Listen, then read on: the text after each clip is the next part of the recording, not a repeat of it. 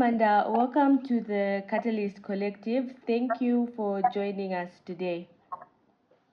Good morning. Thank you so much for having me today. I'm so honored. No problem. We are the ones who are honored to have you, actually. So the pleasure is all ours. So I would like for you just to introduce yourself to our audience so that they get to know who you are. Okay. Hello, everyone. So my name's Elizabeth Manda Sianga, but I use Manda more. I am agronomist by profession, so I have a Bachelor's of Science in Agriculture and currently doing my Master's of Science in Agribusiness. I am a farmer as well, so I'm into the production of high-value vegetables, mainly green beans, as well as just our local vegetables. I also do some fish farming, a bit of grains. So it's more of mixed farming. I'm also passionate about, agricultural training, sharing, information sharing, and marketing as well. So that's a little about what I do and the things that I like. Yeah. So adding on to that, I would like to ask how you got into farming. Like, how did you realize that that's what you want to do for the rest of your life? So my passion for agriculture came in when I was in my 10th grade. So I had gone to a field trip. So this was at Zambia Huntley Farm. This was in 2012. And they asked us who would like to do a pregnancy diagnostic test on a cow. Oh, wow. Obviously, we don't like doing it like professionally, but just to like have a feel of the experience.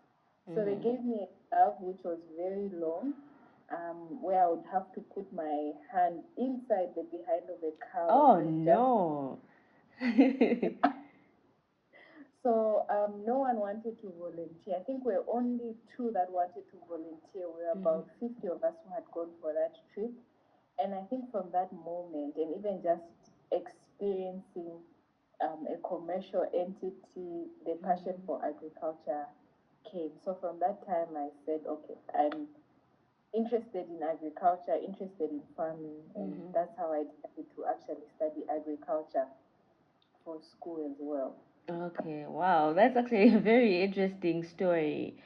And from there, I would like to know that since you are in farming now professionally, what challenges have you faced personally from your experience so far? So with farming, there are a number of challenges. The market is one, the price fluctuation. Sometimes you have high prices, low prices. Yeah. So it just affects you as a business owner. Even climate change now, we have new pests coming, like there's higher pest pressure. Before we weren't using as much, chemicals. We weren't even doing too much for crop protection. But with climate change, things are just changing. Even the weather. Yeah. Last farming season, we also experienced, the drought. So it kind of just affected how farming is in general.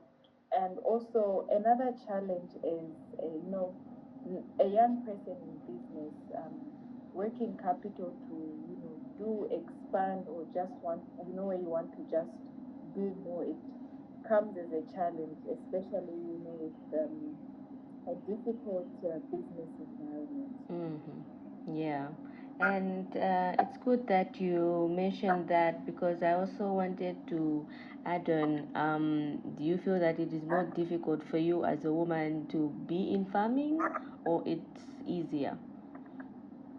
It's difficult being in farming, firstly being a woman, and then also being a young person. Yeah. Talk of, looking for markets, people think you're a child or you manage to do it. When employing people, in most cases, you find the people you're employing are older than you. Yeah. So sometimes it look down on you or say you can't, do this work, or you can't be my employer. But eventually, people just get used to the fact that you're the one that's in charge, and somehow you give them that respect. Especially if you're doing business, you're able to meet what maybe a client wants, or even as an employer, being able to meet the needs of your employees, they do give you that respect. But generally, it's not as easy as opposed to being a man, because you find that if it's a man, people most likely listen to them or want to do business with them. Yeah, I get that. Now, aside from the challenges, let's talk about the good side of farming and good side of being a woman in farming. Tell me about that. There are so many opportunities. You find that a lot of opportunities favor women. So you find maybe there's something and it says women are encouraged to apply, or it's, for example, there's this Women's Leadership Academy. They want more women, or more preference to women. There's a recent leadership training that I went for, and in the applications they chose more women than males. So you find that certain opportunities, especially in agriculture, are favored to women. And I've also, experienced my fair share of, opportunities, like I mentioned, opportunities, even working agricultural organizations in terms of marketing, being young, being a woman, you find that there's that slight preference. And even in terms of agricultural content creators, we find that it's more of the women creators who are, a little more popular. Yeah, I have actually noticed that there are way more female than male when it comes to that. And what message then would you have for the young girls who want to get into farming, but then they have no idea where to start, especially when it comes to, I know that capital is very hard when it comes to starting farming for the first time. Yes, and I know we have where a lot of people advocate, get into farming, start farming. But for a young woman that's interested in agriculture, limited by resources, she needs to know that agriculture shouldn't just be limited to farming. Agriculture is not just farming. And she can see where her interests lie. We have value addition where you could source a product, repackage it, and resell it. We also have, for example, if you're good at, like I know you're brilliant with writing. If you're a writer, you can write articles, showcase different farmers, write interesting articles, related to agriculture. If you're a photographer, shooting, content for people, helping people capture, their businesses. So not just limiting agriculture to just, farming. So it's always been limited to someone being a farmer. But, others, if you're a tailor, maybe making, interesting clothes, khaki outfits for farmers, just thinking out of the box and not just limiting agriculture to farming. And there are funding opportunities. There's Tony Elemelu looking at such opportunities where even with just a business idea, you can get funded. Joining agricultural cooperatives. We also have the CBA. So seeing where even partnerships, maybe partnering with someone who has land. Also, input supply is a very good business. And you can even start on a small level of commission based, where you find farmers who you can supply inputs to. So I think even as a young person, you can find your space somewhere, especially in your area of interest, and not just restricting yourself to being a farmer, because it's more than just being a farmer. The agricultural industry is very, diverse. So just looking at it in that way, I think a young person can easily find a way to place themselves. And also training, if you have, the knowledge on it, you can share your expertise. So it's really just where your interests lie. Okay, I like that you've given us this like broad perspective, so that they know that they're not limited to just go in one direction, but there are so many other routes that they can go into. And I'm so pleased that you have taught us that. Now, on your final thoughts, first, I would like to know what book recommendations you can give us, because we always ask for a book recommendation at the end.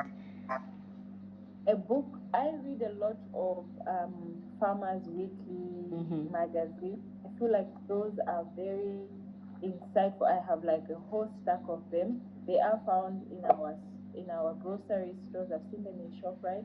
So those have very insightful articles on farming, markets, and just a whole range of things.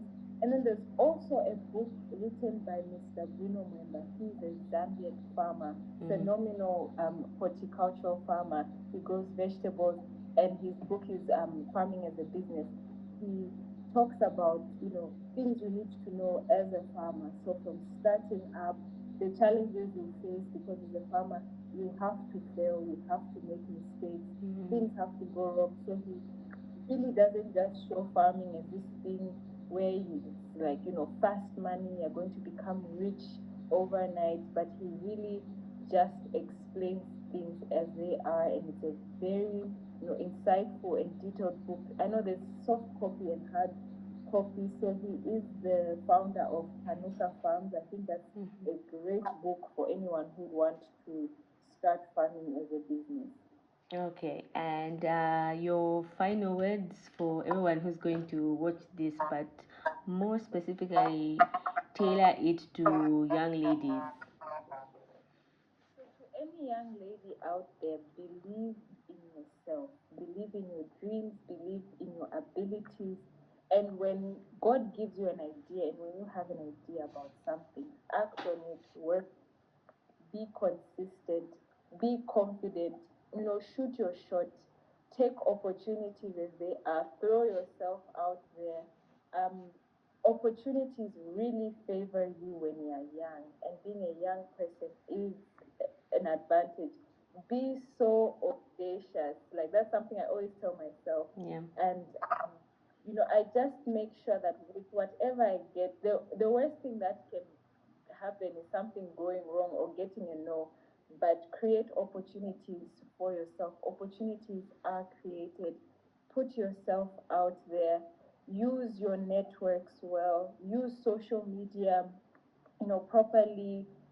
If it's your expertise, put that out there. Share your skills, share your gifts with people out there. You really never know who is watching you out there. You really never know when an opportunity will come, or when someone somewhere is interested in your idea. So put yourself out there, be confident in yourself, you know, follow your dreams, and above all, love yourself, love who you are, and just be your most authentic self. And eventually you will discover who you are, and once you discover who you are, you become unstoppable. Wow, I like that. You've given them so much to digest. So, thank you again for having this interview. It was great to have you.